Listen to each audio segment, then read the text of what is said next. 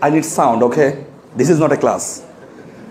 ভাই যা করছে আমি ভাই ডাকি, কারণ ভাইদের সাথে সম্পর্ক 2014-15 সাল থেকে, এই জন্যে মানে খুব ব্যস্ত সময় যাচ্ছে। তো বিপ্লব ভাই বলছে যে আমার ইউনিভার্সিটি যেতে হবে ভাই, তাই চলে আসছি। সো কথা বলবো, কেমন? এটা ক্লাস না। এবং আমি নর্মালি যেসব প্রফেশনালি যেসব জায়গায় বক্তব্য দেই, আমি একটু বাইরে থাকতে চাই, কারণ আমার কাছে একটু ক্লাস ফিল হচ্ছে। অন্য জায়গায় কথা বলতে গেলে বড় অডিটোরিয়াম থাকে, বিশাল স্ক্রিন থাকে, আমরা একটু চেষ্টা করি একটু ইন্টারেক্টিভ হতে, কেমন? অবশ্য আপনি ইন্টারেক্টিভ হতে বাধ্য হবেন। কেন বাধ্য হবেন এটা আমরা একটু দেখবো, okay? So how are you doing? Sure? ভালো আছি সবাই? আচ্ছা, এখানে থার্ড ইয়ারে কেউ আছে? থার্ড ইয়ার নাই? Fourth year? সবাই মাস্টার্স? ওকে ওকে, গুড। ভাই বলছেন যে অ্যাক্সিডেন্টালি অনেকে এখানে এসে মানে অ্যাডমিশন নিয়েছেন, ডাক্তার হওয়ার স্বপ্ন দেখছেন। আমি আজকে আবার একটু ডাক্তার হওয়া যায় কিনা সেটাও একটু বলবো, কেমন? এই প্রেজেন্টেশন থেকে।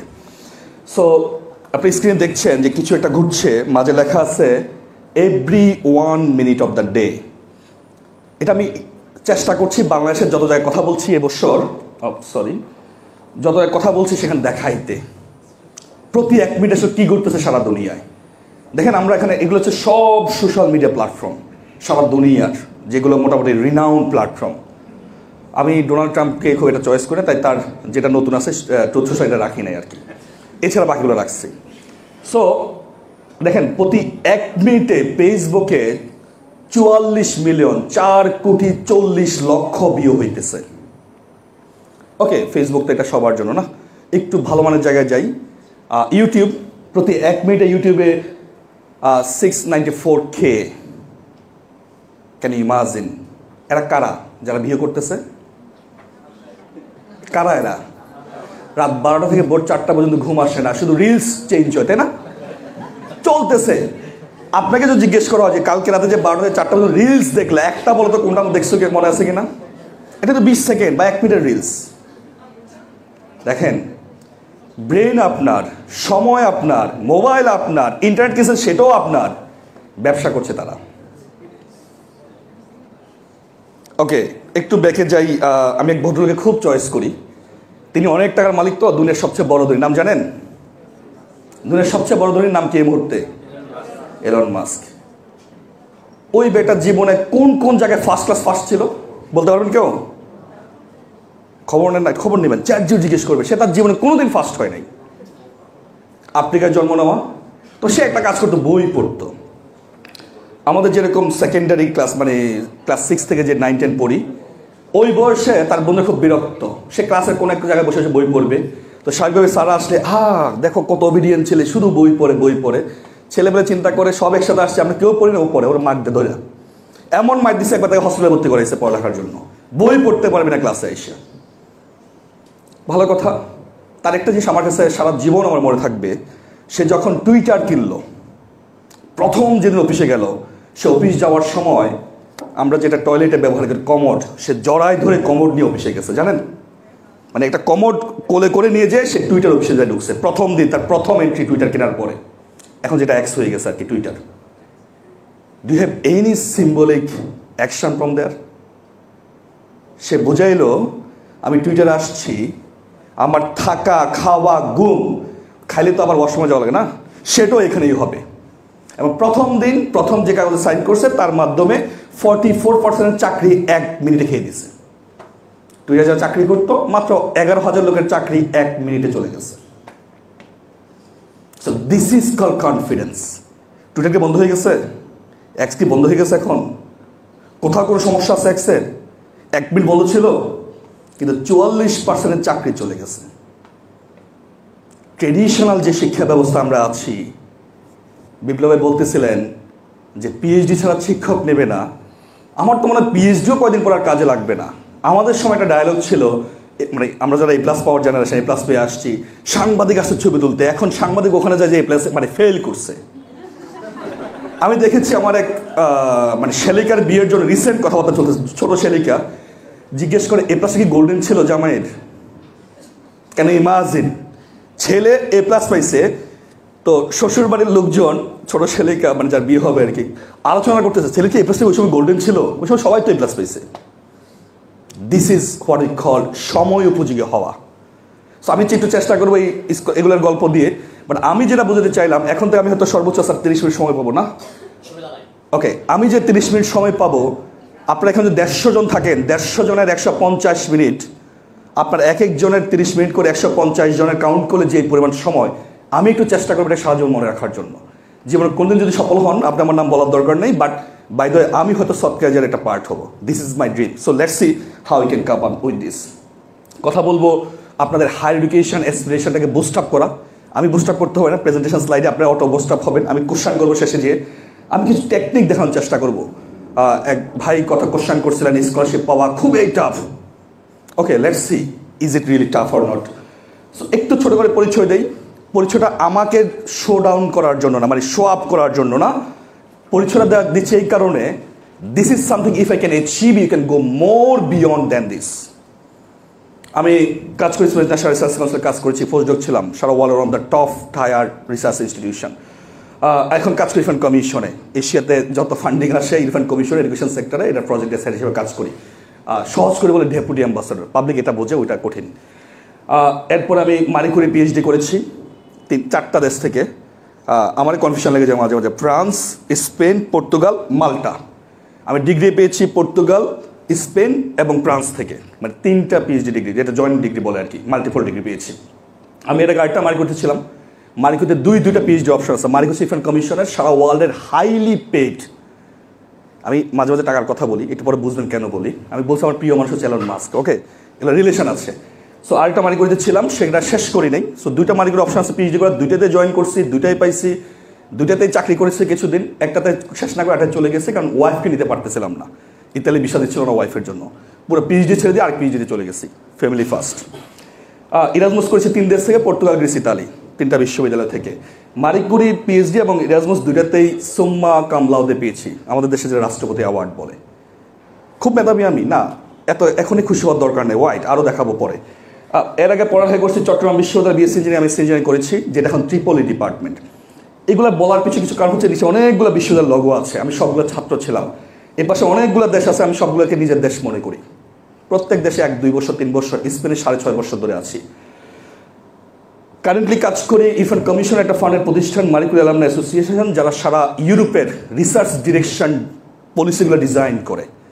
আমি সেটার চেয়ার হিসেবে কাজ করি। Global mobility, intersectionality and brain circulation, খুব গেছে কথাবার্তা। আমরা যেটা বলি ব্রেন ড্রেন, ওদের মেধা নিয়ে আসো, ওটাকে কমিশনের ভাষা বলে ব্রেইন সার্কুলেশন। এটাকে সার্কুলেট করে সব দুনিয়াকে একটা সুন্দর দুনিয়া হিসেবে প্রেজেন্ট করা, এটার চেয়ার হিসেবে কাজ করছি। আপনার ইরাজমাস মুন্ডাস অ্যাসোসিয়েশন নাম শুনছেন হয়তো বা, সারা ওয়ার্ল্ডের 189 দেশে কাজ করে, আমি প্রেসিডেন্ট ছিলাম। এটা হচ্ছে মাস্টার লেভেলে, আর মারি কুরি হচ্ছে পিএইচডি পোস্টডক লেভেলে, 2টাতে কাজ করার সৌভাগ্য হচ্ছে। আর ইউনিম নামে একটা প্ল্যাটফর্ম আছে, আমাদের বাংলাদেশি ভাই ব্রাদারদের জন্য, আপনারা যারা জুনিয়র, ছোটো ভাই বড় ভাই সম্পর্ক। লেটস সে এখানে আইস করানো হয় 2-2,500 টাকা দেয়। মানে বেসিক্যালি এটা কোনো প্রতিষ্ঠান না, এটা একটা চ্যারিটি প্রতিষ্ঠান। আমরা পকেট থেকে যারা বিদেশে আসি, আমরা মনে করি যে আমাদের দেশের প্রতি কর্তব্য আছে, নিজেরা টাকা পয়সা দেয়, কিছু লোকজন আছে তারা এগুলো অর্গানাইজ করে। আমরাই ক্লাস নেই, আমরাই মাঝে মাঝে বক্তব্য দিই, আবার যারা স্পেশালিস্ট তারা এখানে আছে। এখানে এই মুহূর্তে 187 জন ডক্টরেট ক্লাস নেন, যারা পিএইচডি করা, নন ডক্টরেট অনেকেই আছে। আবার যারা এখান থেকে বাইর হচ্ছে স্কলারশিপে বিদেশ যায়, তারা আবার এখানে এসে ক্লাস নেয়। শর্ত একটাই, তুমি সুবিধা নিবা, সামনে এসে সময় দিবা। প্রতি বছর মিনিমাম 4 ঘন্টা সময় দিতে হয়, 4 ঘন্টা মানে 2টা ক্লাস। এটার নাম হচ্ছে ইউনিট। আমার মনে হয় অনেকে এখানে ইউনিট সঙ্গে জানেন যারা কোর্সেস করছেন। সো অনেকগুলো বিষয় নিয়ে কথা বলতে পারি। আমি সব গতকালকে ড্যাভোডিলে কথা বলছি, এই টপিকসগুলো ওখানে ছিল।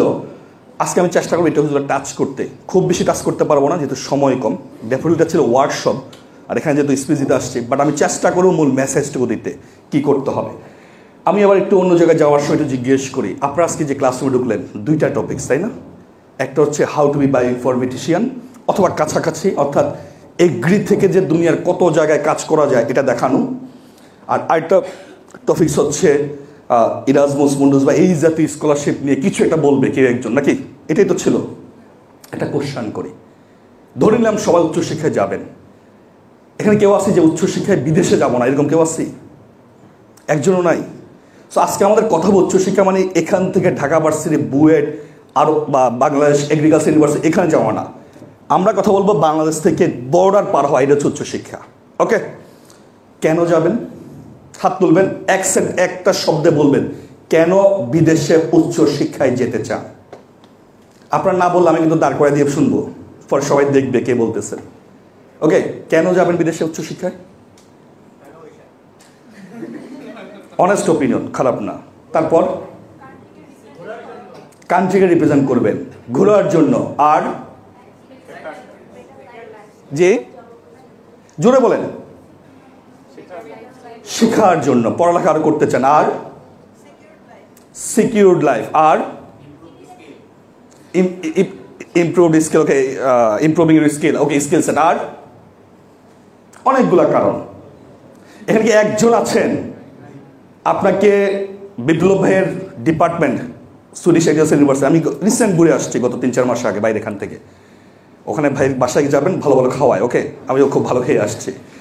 সো ওনার ডিপার্টমেন্টে আপনাকে পিএইচডি করার অফার দিল। শর্ত হচ্ছে এখানে বিমানে ওঠা থেকে আবার বিমানে নামা পর্যন্ত সকল খরচ তারা বহন করবে, কিন্তু আপনাকে 1 টাকা ক্যাশ দিবে না। কেউ যাবেন পিএইচডি করতে? মানে কোনো টাকা পয়সা পাবেন না। বাপের টাকায় পড়া পিএইচডি করবেন, মায়ের টাকায় পিএইচডি করবেন, নিজের সম্পদ হাতে বিক্রি করে পিএইচডি করবেন, কিন্তু তারা সকল খরচ বহন করবে। কেউ আছেন? এটা হাত তুলুন, কারা কারা আছি। 1 টাকা পাবেন না, কিন্তু পিএইচডি করতে যাবেন। মাশাআল্লাহ, অনেকেই আছে। আপনাদের টাকা পয়সা বেশি। এটা কাজ করেন, স্যার তো অর্গানাইজার, সবাই একটু এসে স্যার কাছে একটু চেক দিয়ে দেন, স্যার আমার টাকা বেশি আপনাকে দিলাম। কারণ আমি এখন কথা বলবো গরিব পরিবারের সন্তান যারা, তাদেরকে নিয়ে। আপনি ধনী হয়ে থাকেন, you are welcome to join this journey. আমি কথা বলবো আমার মতো জীবনে 1 পয়সা খরচ না করে অন্যের টাকায় কিভাবে 39টা দেশ ঘোরা যায় সেটা নিয়ে। কনফারেন্সে যাবেন তাদের টাকায়, ঘুরবেন তাদের টাকায়, বিয়ে করবেন তাদের টাকায়, বাচ্চা হবে হসপিটালে দেবেন তাদের টাকায়, সব তাদের টাকায়। শর্ত কি? পড়ালেখা করবো। ওকে, ধরুন আপনি মাস্টার্স করছেন, প্রত্যেক মাসে 2 লক্ষ টাকা পকেটে ঢোকে। Can you imagine? Sher-e Bangla ইউনিভার্সিটিতে পড়ালেখা করবেন, প্রতি মাসে 2 লক্ষ টাকা। এর থেকে আর বড় কোনো লটারি আছে? মনে হয় বাংলাদেশের কোনো শিক্ষার্থী এখানে ট্রাই না করে কোথাও ট্রাই করবে? আসেন ওইদিকে যাই। সো প্রথম কোশ্চেন হচ্ছে, what do you want to see yourself after 5 years? আমি এখন যে কথা বলছি, আজ থেকে 11 বছর আগে আমি আপনাদের মতো ছিলাম, এইরকম বসে থাকা। আপনার জন্য তো আমরা চলে আসছি। আমি ইরাজমাস মুন্ডুস জয়েন্ট মাস্টার্স, এই নামটা মুখস্থ করতে আমার 3 দিন লাগছে। এত টাফ না। এটা কি ইরাজমাস হবে না ইরাজমুস হবে, মুন্ডুস হবে না মান্ডুস হবে। 3rd ইয়ারে নামই শুনছি জীবনে প্রথম। যে ভাই গেছেন ওই ভাইতে শুনছি যে আমাদের বিশ্ব থেকে একটা ভাই যাচ্ছেন বিদেশে। কেন? চট্টগ্রাম বিশ্ববিদ্যালয়ে ছিলাম। এত স্কলারশিপ, বিদেশ যাওয়া এগুলো ছিল না আমাদের সময়। দেশের পরিবেশ একটু খারাপ হতে শুরু করলো, গন্ডগোল শুরু হলো, ছেলে পেলে আসতে চিন্তা হলো, ওকে এই দেশ আমার না। এখানে অনেকে আছে জীবনের প্রতি বিরক্ত, না এই সেই সব ঠিক আছে, সব কিছু একটা সমাধান আমরা যাবো। সো কোথায় নিজে দেখতে চান? আমি যখন বিদেশ যাওয়ার চিন্তা করছি, আমার আসলে একটাই চিন্তা ছিল, বিদেশ যাওয়ার রাস্তা যদি তৈরি হয় তাহলে আমি তাকে বিয়ে করতে পারবো। ফ্যামিলি কারো একজনের সাথে কথা বলতেছে, কিন্তু ছেলে কিছু করতে হবে, বেসিক নিডস। এরকম অনেক ধরনের নিড থাকে। আমাদের কোনো মামু নেই, আমাদের ভাগিনার তাকায় আছে, আমি মামু, আমি তাকে চাকরি দেবো, হয় না? এরকম হতে পারে। সো অনেক ধরনের বিষয় থাকে। আমরা যারা বিশ্ববিদ্যালয়ে পড়ি, সরকারের ভার্সিটিতে, এই জায়গা আপনার সাথে আমার মিল আছে। জেকে রলিং তার হ্যারি পটার সিরিজ লিখতে যে ওটার ভূমিকা কথা লিখছে, পৃথিবীতে মানুষ মাত্র 3টা বিষয় তার মাঝে কাজ করে: ভয়, হতাশা এবং চাপ। আমরা প্রচুর ভয়ে আছি, বিসিএসটা হবে কিনা, এগ্রিকালচারটা পাবো কিনা। শুধু ভয়, বাইরে হলে চাকরি যদি না পাই, টিউশনে মাস চলবে কিনা। আমি জানি আমরা টিউশন করি, আমি তো টিউশন করতাম প্রচুর। এরকম একটা ভয় কাজ করে বিভিন্ন বিষয়। ব্যাপক হতাশ, ডিপার্টমেন্টে আমার পিছনে যে আছে সে অলরেডি মামুর জোরে চাকরি পেয়ে যাচ্ছে, অথবা লাইন না থাকলে সরকারি চাকরি হয় না। স্কলারশিপ পাইতে হলে ডিপার্টমেন্টে ফার্স্ট ক্লাস ফার্স্ট হয়ে টিচারদের মতো হইতে হয়, 8-10টা পাবলিকেশন থাকতে হয়। ব্যাপক হতাশ, কারণ পাশের বাসার আন্টি বলছে তিনি চলে গেছেন বিদেশে। কত গল্প থাকে না এরকম। আর প্রচুর চাপে আছি। কেন? হয় ভালো কিছু করো, নাহলে বিয়ে দেখতেছি, হয় না এরকম? কত ধরনের চাপ বাস্তব। তো তার একটা সমাধান আছে, ওদিকে যাবো আবার। এখানে আপনার দেখবেন না আশা করি। আচ্ছা, আগের জায়গায় যাই, একটা কোশ্চেন করি। যারা বিসিএস কার হবেন, কেউ এখানে আছেন? এখন আর সাহস করতেছেন, আবার কোথায় আটকে যায় নাকি? না, অরিড হওয়ার কিছু নেই। বেসিক কোশ্চেন, বাংলাদেশের জনসংখ্যা কত? একটা বিসিএস হবে না, সরকার হিসাব জানতে হবে। 18 কোটি, 20 কোটি, 17 কোটি, যাই বলেন, সরকার হিসাব জানতে হবে। ওকে, ধরে নেই 18 কোটি, 18 কোটির নিচে সরকার হিসাবে। এখন আমরা 18 কোটি হই নেই। খুব সহজ কোশ্চেন, তাই না? আসবে বিসিএসে। একটু টাফ করি। নেপালের জনসংখ্যা কত ধারণা আছে? নেপাল আমাদের থেকে 13 গুণ বড়, তাই না? দেখা যায় মানচিত্রে, দেখতে হলে এটা বড় করে দেখতে হয়, তাই না? সাইজেও ছোট। জনসংখ্যা কত? 3 কোটি সামথিং, কাছাকাছি, প্লাস মাইনাস। আর আমরা মোটামুটি 18 কোটি। তো সো আমরা নেপাল থেকে কত গুণ বেশি জনসংখ্যায়? 6 গুণ। 2022-23 সালে এখানে একটা পরিসংখ্যান আছে, শুধুমাত্র ইউএস এম্বাসিতে ভিসা আবেদন করে ভিসা পাইছে কতজন? বাংলাদেশের 18 কোটি জনসংখ্যা থেকে 13,563 জন, 43 জন, 13,543 জন ভিসা পাইছে ইউএসএতে পড়ালেখা করতে যাওয়ার জন্য। And most of them are going for PhDs. বাংলাদেশের 18 কোটি জনসংখ্যা থেকে 13,543 একটা দেশে গেছে, বাংলাদেশ থেকে। তাহলে বাংলাদেশে প্রতি বছর বিদেশে কতজন যায় পড়ালেখা করতে? ধারণা আছে? সব মাথার উপর দিয়ে যাচ্ছে, কোশ্চেন মিলতেছে না, বিসিএস হবে না নাকি? জি, ইউনেস্কো একটা পরিসংখ্যান বলে 77,000 গেছে 22-23 সালে বাংলাদেশ থেকে। আপনাদের ইউনিভার্সিটির ছাত্র সংখ্যা কতজন? আমি ওয়েবসাইট দেখতেছিলাম, আপনাদের কতজন ছাত্র? 5,000, একটু কম আছে ওয়েবসাইট, 4,900 সামথিং, এরকম 5,000। এইরকম যারা 5,000 শিক্ষার্থী এই মুহূর্তে যারা আছে, এটাকে 16 গুণ বেশি করলেও এক বছর যেই পরিমাণ বিদেশ যায় সেটা হবে না। বাংলাদেশ থেকে এক দেশে যাচ্ছে 10,543 জন, সরি 13,543 জন। ওই নেপাল যারা আমাদের থেকে 6 গুণ ছোট জনসংখ্যায়, সেই নেপাল থেকে এক বছরে ইউএসএতে মাস্টার অথবা পিএইচডি করতে গেছে, এই সংখ্যা হচ্ছে 15,090 জন। সো প্রথম বিষয়, মামা থাকতে হবে, লাইন থাকতে হবে, লবিং থাকতে হবে, বলে যান। This a competitive world. বিশ্ববিদ্যালয় ভর্তি পরীক্ষা বন্ধুর সাথে ফাইট করবেন না, করবেন সারা দুনিয়ার সাথে। যার মেধা আছে H1 IB ভিসা পাবেন, চলে যাবেন, দ্যাটস ইট। সো মূল মেসেজ হচ্ছে, কি পরিমাণ শিক্ষার্থী দেশের বাইরে যায় এটা দেশের জনসংখ্যার উপর নির্ভর করে না, ক্লাসের কথা তার উপর নির্ভর করে না। পুরো 150 জন চলে যেতে পারবেন শুধু যদি সিস্টেম জানে। সিস্টেম কি? রেজাল্ট। সিস্টেম কি? আচ্ছা, একটা কোশ্চেন করি, সহজ কোশ্চেন। এখানে এমন কেউ আছি যার রেজাল্ট 2.57 আউট অফ 4 ব্যাচেলরে, তার নিচে 2.57 এর নিচে কেউ আছি? হাত তোলেন যদি কেউ থাকে, কোনো সমস্যা নেই, তার জন্য একটা রাস্তা আছে আমাদের কাছে। এর উপরে কারা কারা আছে 2.57 এর উপরে? 2.57 এর উপরে একটু হাত তুলি তো, বড় জোরে। আমি ছিলাম তো, সবাই। তাহলে সবাই অলরেডি চলে গেছেন, শুধু আমরা একটু ধাক্কা দেবো নাকি? ওকে, এই বছর ইরাজন্স পাইছে 2.57 দিয়ে। এবছর ইউএসএতে পিএইচডি করতে গেছে 2.72 দিয়ে, জাতীয় বিষয় শিক্ষার্থী। আপনি তো জাতীয় বিশ্ববিদ্যালয় না, একটু উপর আছেন না র্যাঙ্কিংয়ে? ওকে, সো এই পরিসংখ্যান দেওয়ার মানে হচ্ছে, জানেন পৃথিবীতে কয়টা দেশে শিক্ষার্থীরা পড়তে যায় বাংলাদেশ থেকে? একটু আগে জানলেন এক বছর যায় 77,000 গেছে 22-23 সালে। 24-এর ডেট এখনো আসেনি আমাদের কাছে। এক বছর 77,000 গেছে, কয়টা দেশে গেছে ধারণা করে? দিলছুরি দেখে লাগে কিনা বিসিএসে? 8-10টা, 20-30, 50। ওকে, আন্দাজে বলা যাবে না, কারণ পৃথিবীর দেশে আছে 179টা স্বীকৃত। সো বাংলাদেশ থেকে যায় 55টা দেশে। আপনি হয়তো ইউএসএর নাম শুনছেন, কানাডার নাম শুনছেন, অস্ট্রেলিয়া, নিউজিল্যান্ড নাম শুনছেন, মাঝে দিয়ে যারা আছি আমরা। ইউরোপের কিছু দেশের নাম জানেন, এখন প্রচুর বিজ্ঞাপন দেখা যায়, তাই না? মাল্টা, এটা সেটা সব চলে যাচ্ছে, বিজ্ঞাপন পাঠাই দিচ্ছে কনসালটেন্সি ফার্মগুলো। ভালো, খারাপ না। এমন কিছু দেশ আছে যেখানে নামই শোনায়। বসনিয়া, আমাদের শিক্ষার্থীরা পড়ালেখা করতে যায়। মরিশাস, বসনিয়া যায় ইসলামিক শিক্ষার্থী যারা আছে, অ্যারাবিক পড়ে, ওখানে ভালো ইনস্টিটিউশন আছে। মরিশাস বলতে পারবেন কোন মহাদেশে? Mauritius Africa. সাইজ কত বড় দেশটার? এই বিসিএস তো ঠিক নেই আপনাদের, সিরিয়াস যা করবো সিরিয়াসলি জানবো, ভূগোল জ্ঞান এগুলো জানতে হবে, কেমন? সো এইসব দেশগুলোতে যায়। বাংলাদেশের 55 দেশে যায়, অ্যারাউন্ড 70 থেকে 80,000 শিক্ষার্থী প্রত্যেক বছর অ্যাপ্লাই করছে। এরা কারা? বাংলাদেশের যত ডিপার্টমেন্ট আছে, সকল department first, second, third, fourth, fifth মিলে 70,000 হবে না। কারা যায়? এটা আপনার আমার, আপনি তো ব্যাক বেঞ্চার, আমি ব্যাক বেঞ্চার ছিলাম, মানে সামনে বসতে ভয় লাগতো। সামনে বসলেই রোল নাম্বার 2 সবসময় দাঁড় করাইতো, আর পরীক্ষার সময় সব সময় সামনে পড়তাম। রোল নাম্বার, আমার বিশ্ববিদ্যালয় রোল নাম্বার ছিল সেকেন্ড ছিলাম, ভর্তি থার্ড হয়েছিলাম, একজন ভর্তি হয় না, আমি সেকেন্ড ছিলাম। সো এই যে যারা পিছনে থাকে, ভয় পায়, সময় নষ্ট করে ফেলছি, রেজাল্ট ভালো হয় নাই, ডাজেন্ট ম্যাটার। রেজাল্ট 2.57 ইরাজমুস হবে। দুনিয়াতে এর থেকে কম্পিটিটিভ বেশি এক্সাম আর নাই স্কলারশিপ জগতে। 2.57 দিয়ে বাংলাদেশের শিক্ষার্থী বসে ইরাজমাস পেয়েছে এবছর। এর আগে ছিল 2.72 সিলেট ইঞ্জিনিয়ারিং কলেজ, এবছর 2.57 পেয়েছে দিয়ে ইরাজমাস হয়েছে। সো আমি বলছি না যে একেবারে নর্মালাইজ করে ফেলছি, বাট এইটাও সম্ভব। ওকে, একটু দেখি আরও অনেক কিছু কথাবার্তা আছে। প্রেজেন্টেশন যায়, কোথায় যায়? এই হচ্ছে বেস্ট ডেস্টিনেশন। ওই যে এটা টাওয়ার মতো দেখা যায়, second down side from left to right. Second, এটা কোন দেশ?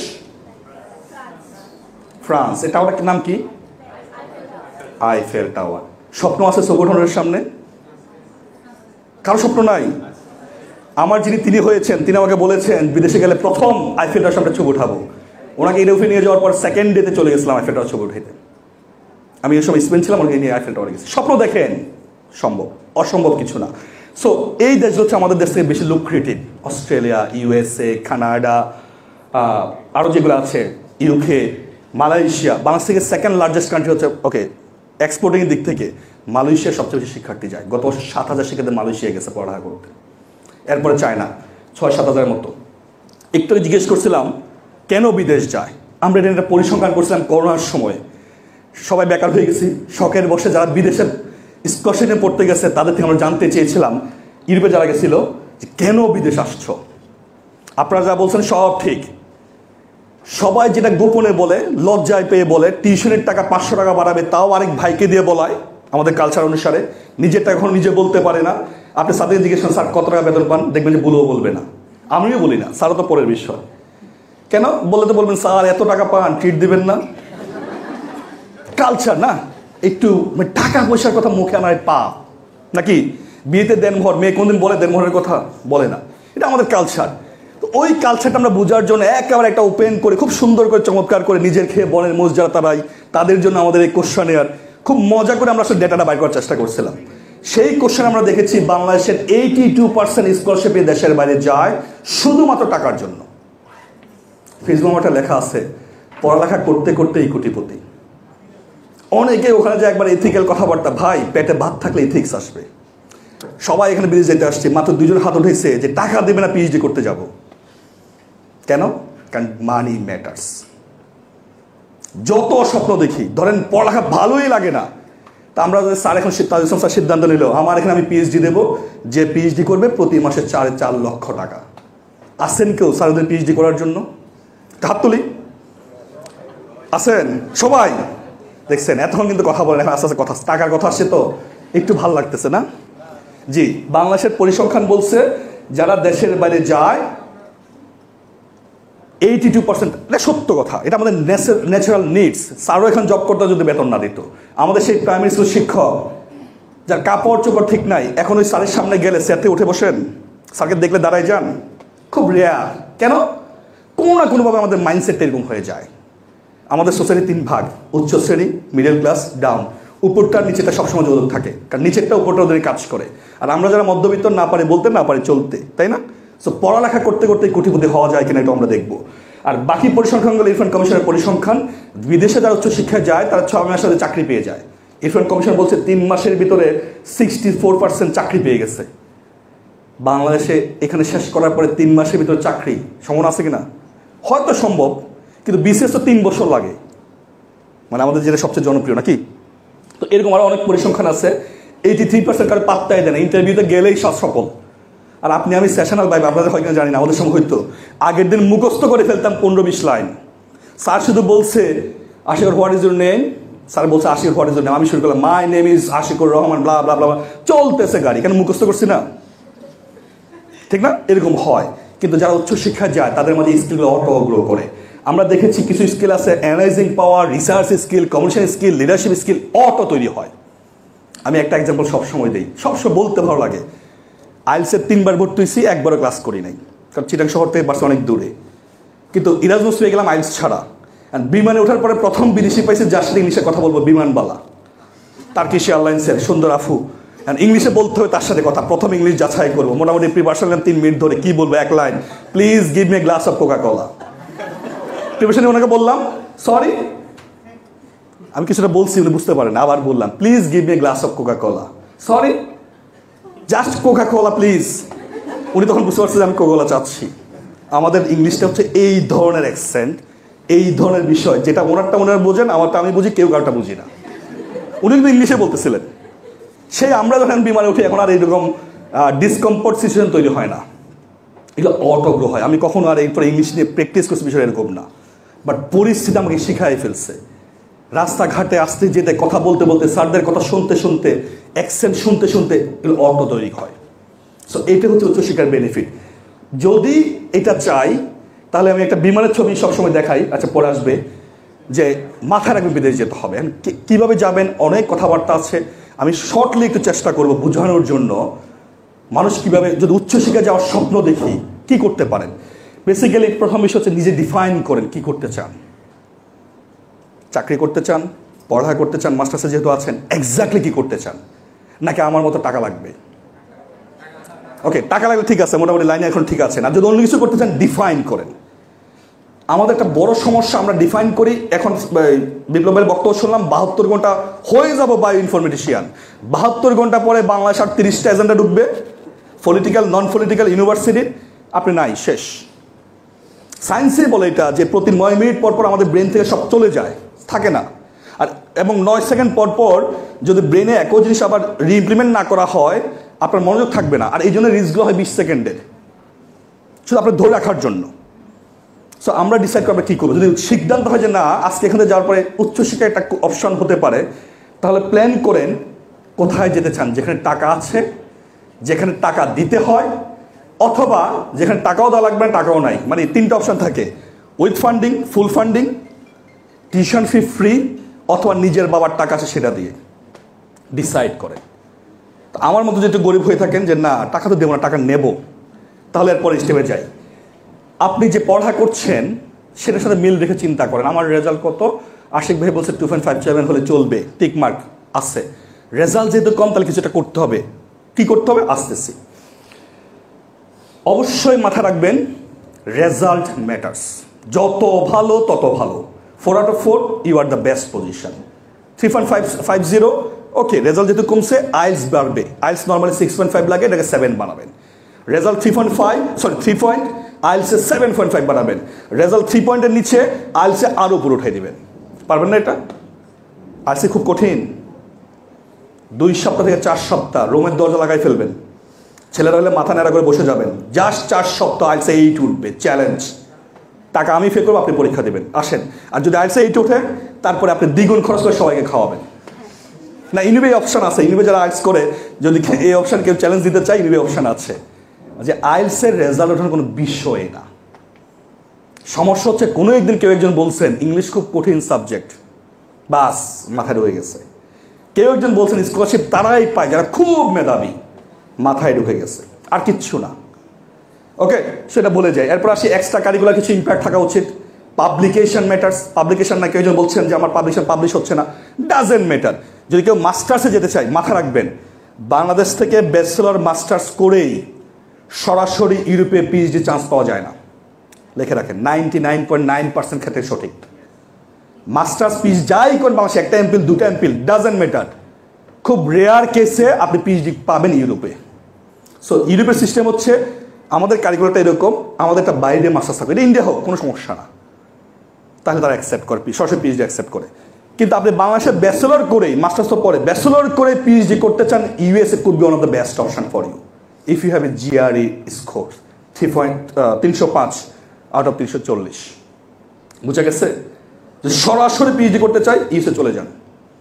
ইউরোপের সিস্টেম হচ্ছে, বাট এখানে একটা সমস্যা আছে, ইউএসএ পিএইচডি অনেক সময় 5-6 বছর লেগে যায়, যেটা ইউরোপে 3 বছর হয়ে যায়। আমার ফ্রেন্ড কোরিয়া চলে গেছে পিএইচডি করতে সরাসরি, আমরা একসাথে কোরিয়াতে স্কলারশিপ পিএইচডি পাইছিলাম। আমি গেলাম না, কারণ কোর্স আমার জিজ্ঞেস করছে তোমার কি বউ আছে তাকে কি আনবা, আমি হ্যাঁ বলছি, তারপর তার মনটা খারাপ হয়ে গেছে, বাদ যাবো না কোরিয়াতে। আমি চলে আসছি মাস্টার্স করতে এরাজমাস, আমি মাস্টার্স শেষ করছি, ফ্যাকাল্টি ছিলাম, আরও একটা প্রোগ্রামে 1.5 বছর মানে করে কোফান্ড করছি, তারপরে 3 বছর পিএইচডি করছি। সেটা শেষ করার 1.5 বছর পরে যে তার পিএইচডি হয়েছে কোরিয়াতে, 8 বছর 9 বছর লাগছে। সো ডিসাইড করেন কি করতে চাই। ইউএসএর লাইফটা হচ্ছে not really robotic but more about timely, মানে সময় ফলো করে করে লাইফ চলে। আর ইউরোপের লাইফ হচ্ছে আমার মনে হচ্ছে 2টার সময় যে বাসায় থেকে বাইরে হইতে অফিসটা দেখে আসি, রাত 3টার সময় মনে হচ্ছে অফিসে এটা বন্ধ করে রাখছে, মানে যা চাই everything up to you if you can convince your supervisor. নিজেটা যদি দেখাইতে পারে যে আমি সব পারি, তাহলে সুপারভাইজার সব দিয়ে দিবে, এরকম একটা লাইফে ইউরোপে একটু রিল্যাক্স লাইফ। সো এই বিষয়গুলোতে যাওয়ার জন্য কিছু বিষয় দরকার, কি রিসার্চ নলেজ থাকতে হবে। যারা মাস্টার্স অ্যাপ্লাই করি, আমি ইরাজমুসের 3টা সিলেকশন বোর্ডের মেম্বার, 3টা প্রোগ্রামে। আমরা কখনোই চাই না যে আপনি রিসার্চের মাস্টার হয়ে ইউরোপে আসেন। 10টা publication that's okay, no problem. Publication নাই তাও সমস্যা না, কিন্তু আমরা এটা চাই আপনি জানেন পাবলিকেশন জিনিসটা কি, অ্যাবস্ট্রাক্ট বলতে কি বোঝায়, ইন্ট্রোডাকশনে কি থাকে, রেজাল্টসে কি থাকে, মেথোলজিতে কি থাকে, রেফারেন্সিং কীভাবে লিখতে হয়। আমাকে গত ডেফলে সেখানে প্রশ্ন করতেছিল যে সিবি দেখার সময় কী দেখেন শুরুতে? কিচ্ছু দেখি না, লাভ এট ফার্স্ট সাইট, সর্বোচ্চ 20 সেকেন্ড সব সময় আমরা ব্যবহার করি সিবিতে। সিবি দেখতে সুন্দর, ফন্টটা একটা ফন্ট ব্যবহার করছে কিনা, কালারের 2টার বেশি কালার ব্যবহার করছে কিনা, লাইন ডিস্টেন্সিংগুলো ঠিক আছে কিনা। যে মাইক্রোসফট ওয়ার্ড ব্যবহার করতে জানা তার ইরাজমুস হওয়ার দরকার নাই। কেন ইমাজিন, মাইক্রোসফট ওয়ার্ড এখন আমাদের দেশে ক্লাস 3-4 পড়ায়। মাইক্রোসফট ওয়ার্ড তো বুঝি, লেখালেখি যেটাকে দিয়ে করি, একের বেসিক বিষয়। সব ভালো লাগছে, তারপর কি দেখি, রেজাল্টটা খেয়াল করলে রেজাল্ট কম, ওকে পাবলিকেশন আছে কিনা যে দেখি, ওখানে দেখি যে পাবলিকেশন যে সে লিখছে, আমরা রেফারেন্স লিখি না যেভাবে, আপনি যখন পাবলিকেশন লেখেন প্রথম অথরদের নেম, এটা ঠিক আছে কিনা। আপনি Q1 পাবলিকেশন ডাজেন্ট ম্যাটার, এটা লিখতে জানেন কেউ না কীভাবে লিখতে হয়। এখানে অনেকগুলো ফরম্যাট আছে, আফা ফরম্যাটে এরকম ফলো করে, আমরা সেটা ফলো করি। একেবারে এটা আপনার মাথায় ঢুকবে না কি দেখি আমরা আসলে, তো এইটাই দেখে নির্ধারণ করা হয় যে আপনি আসলে জানেন কিনা। সো ওই এক্সট্রা কারিকুলার বলতে এটা বোঝাচ্ছি যে আপনি অ্যাগ্রো ইকোনমিক্সের শিক্ষার্থী, আমি জানি না ডিফারেন্ট আসেন, আমাদের সময় ছিল এক সময় 2008-07-8 শিক্ষার্থী, কিন্তু আপনি যে হয়ে গেছেন আবৃত্তি ক্লাবের প্রেসিডেন্ট, এটা ম্যাচ করে না। ম্যাচ করা কিছু করেন, এগ্রিকালচার ক্লাব, এই ক্লাব, সেই ক্লাবের প্রেসিডেন্ট, এটা কাজে করবে, কারণ এটাতে আপনি শিখতে পারবেন। সো এই জাতীয় কিছু বিষয় রাখেন। এরপরে চলে যায় আপনার কি দরকার, পড়ালেখা করতে কী দরকার লাগবে, ইংলিশে পড়তে হবে, ইংলিশে টেস্ট থাকবে, এই জাতীয় বিষয়গুলো আছে। আমি এগুলোতে হাইলাইট না করে চলে যাই, কারণ অনেকগুলো বিষয় আছে যেটা আমি একটু দেখানোর চেষ্টা করি, এক্সাম্পল দেখানোর চেষ্টা করি। যারা সফল হয় তারা কেমন মেধাবী একটু দেখে আসি। ইরাজমুস একটা সিস্টেম হচ্ছে, যারা ফ্রেশ গ্রাজুয়েট অথবা পড়ালেখা শেষ করে নাই তাদের থেকে 30% অ্যাকসেপ্ট করে। তার মানে যার কোনো পাবলিকেশন নাই, কিচ্ছু নাই, এই লেভেলের 30%। যারা মাস্টার শেষ করে ফেলছে, বিভিন্ন জায়গায় জব করে, সেখানে 10 থেকে 15% অ্যাকসেপ্ট করে। অনেকে বলে যে জব কি বলে এক্সপিরিয়েন্স লাগে কিনা, থাকলে ভালো, ক্যাটাগরি চেঞ্জ হয়ে যায়। আর আপনি আমি যারা মাঝে আসি, বাকিরা সেই গ্রুপের। সো আপনাকে ওরিড হওয়ার কিছু নেই। একটা বিষয় মাথায় রাখেন, উৎসাহে কেন দরকার, যদি এই ফিলিংসটা আপনার মাঝে চলে আসে, সিম্পলি যেখান থেকে শুরু করব, ওকে একটা বিমানে আছে সিম্পলি, যে আমি ইরাজমুসের এক্সাম্পল দিই, কেমন সবচেয়ে টাপটানি এক্সাম্পল দিই, বাকিগুলো সব সহজ হয়ে যাবে আপনার জন্য। কীরকম, এই যে তো স্কলারশিপ প্রোগ্রামগুলো যেগুলো ইউরোপ থেকে ডিজাইন করা, এই প্রোগ্রামগুলো হয় মানে এদের একটা কমিশন থাকে, সেখান থেকে এমনভাবে ডিজাইন করে, ধরেন ইরাজমুসে এই মধ্যে 600-র উপর ইউনিভার্সিটি কানেক্টেড একটা প্রোগ্রাম, ইউরোপের 27টা দেশ, সাথে আমরা নেইবরিং ইউ কান্ট্রি বলি 6টা, 33টা দেশ, এখন ইন্ডিয়া আছে, জাপান আছে, চায়না আছে, সারা ওয়ার্ল্ডে ওপেন ইরাজমুস যারা পায় আর কি, 600-র উপর ইউনিভার্সিটি কানেক্টেড। সো এই প্রোগ্রামটা এমনভাবে ডিজাইন করা, আপনি দুনিয়ার যেখানেই যান ওই একাডেমিক লেভেলটা সেম, এই জন্য ফান্ডিং পায়, অর্থাৎ কোয়ালিটি যেটা বলে সেটা সেম। আপনাকে এটা নিয়ে কোয়ালিটি কোথায়, র্যাঙ্কিং আছে কিনা, এগুলো নিয়ে ওরিড হওয়ার কিছু নাই। অ্যাপ্লিকেশন করার সিস্টেম, সহজ সিস্টেম হচ্ছে, ইরাজমুস কোর্স ক্যাটালগ নামে একটা ওয়েবসাইট আছে, জাস্ট লিখবেন গুগলে Erasmus Mundus joint masters course catalogue. Catalogue তো বুঝি না, আমাদের আসলে খুব ভালো বোঝে, পাকিস্তানের ড্রেসের ক্যাটালগ থাকে না এরকম, ওখানে একটু লিখে দেবেন ইরাজমুস কোর্স ক্যাটালগ, দেবে চলে আসছে। এই মুহূর্তে 219টা প্রোগ্রাম ওখানে আছে, 219টা সাবজেক্ট। আপনি যেই ব্যাকগ্রাউন্ডের হন না কেন, মিনিমাম 3টা প্রোগ্রাম আপনি ওখানে পাবেন।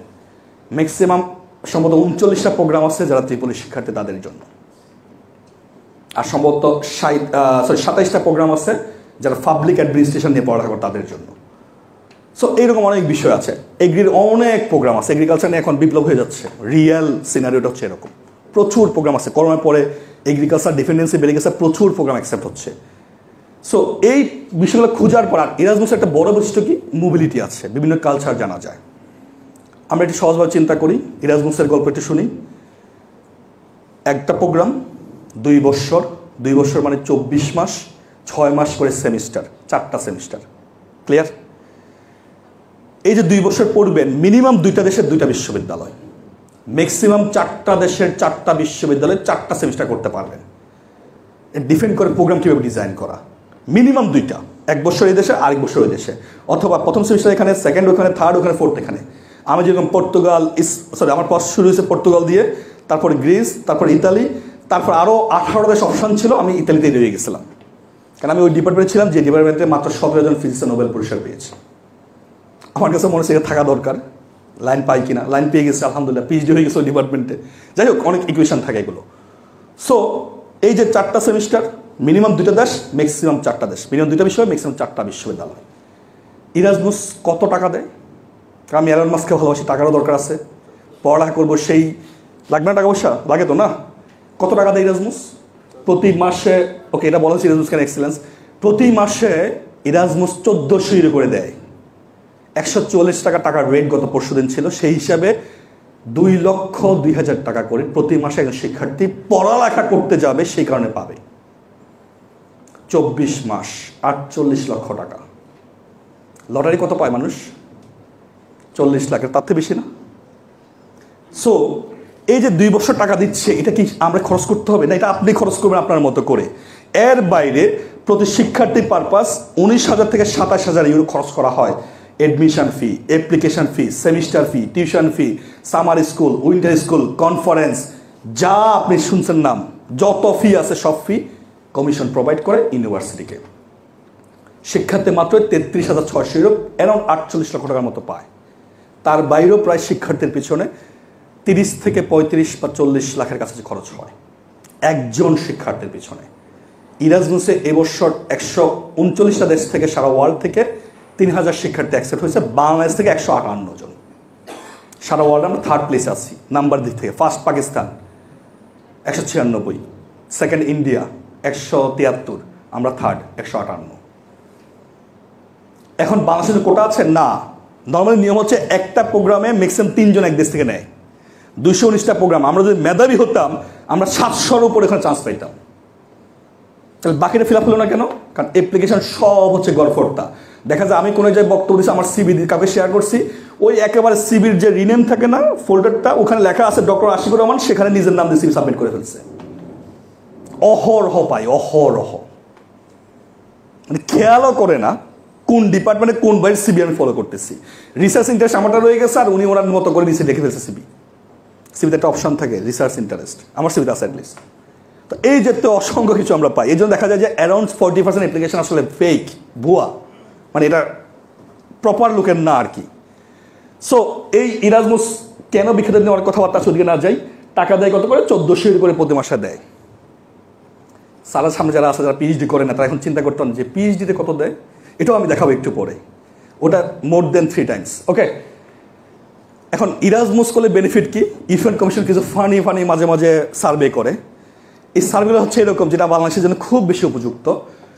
চট্টগ্রামের ছেলে চট্টগ্রামের বাইরে বা মেয়ে চট্টগ্রাম বাইরে যেতে চায় না, আমাদের একটা কালচার আছে এরকম। বরিশাল থাকে, বিয়ে ওইখানেই করে, চিটাং ওইখানেই থাকে, লড়ে না। তো পরিসংখ্যান দেখা, যারা ইরাজমুস বা স্কলারশিপে বিদেশে যায়, তারা দুনিয়াটাকেই একটা দেশ মনে করে। আর এই জন্য আমরা প্রচুর দেখি আমাদের তার্কিশ ভাই তুরস্কে পড়া করতে গেছে, ওখান থেকে ভাবি হয়ে গেছেন না। আমাদের অনেক ভাবি আছে তার্কিশ।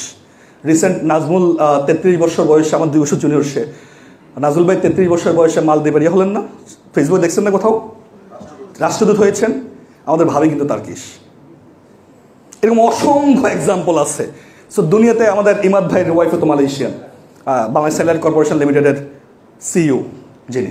সো এই মানে যারা দেশের বাইরে যায়, তারা অবস্থাটা এত বেশি এক্সটেন্ডেড হয়, এত বেশি বড় মনের হয়ে যায়, দুনিয়াটাকে তখন ছোট মনে হয়। পিএইচডি করা, মাস্টার্স করা, পোস্টডক করা, থোড়াই কেয়ার কোথায় হবে ডাজেন্ট ম্যাটার, শুধু পজিশনটা খোঁজে, যোগ্যতা আমার মতো করে আমি যেটা চাই সেটা হয় কিনা। এই জন্য বিপ্লব ভাই একবার জার্মানি, একবার সুইডেন, একবার জার্মানি, একবার সুইডেন। এখন সুইডেনে আসছেন, সামনে যদি আবার ডাক দেয় চলে যেতে পারে অন্যদিকে। সো এটা হচ্ছে নিজের কাছে, এটা আপনার আমার চিন্তা করা লাগে না। আমরা আরেক শ্রেণী আবার এক দাফ উপরে, ভাই বিদেশে যদি আবার কি দেশে ফেরত পাঠাবে? না ভাই, কেউ পাঠায় না, পাঠাইলে আমরা এখানে থাকতাম না। আসলে মানে এটা আপনি ডিসাইড করবেন, your life, it's your choice. So এই যে যত পেশাল মাথায় আছে, সেমিস্টারে গ্যাপ ছিল, রেজাল্ট ভালো হয় নাই, ইমপ্রুভ দিয়েছি, বয়স বেড়ে গেছে, চাকরি 10 বছর ধরে করতেছি, এগুলো শুধু বাংলাদেশে দেখবেন। সরকারি বিশ্ববিদ্যালয়, বেসরকারি, প্রাইভেট, জাতীয়, অজাতীয় সব বলে যান, বৈষম্যের কোনো স্থান নাই বাংলাদেশে, দুনিয়াতে তো নাই। সো ইরাজমুসের প্রশ্নই আসে না।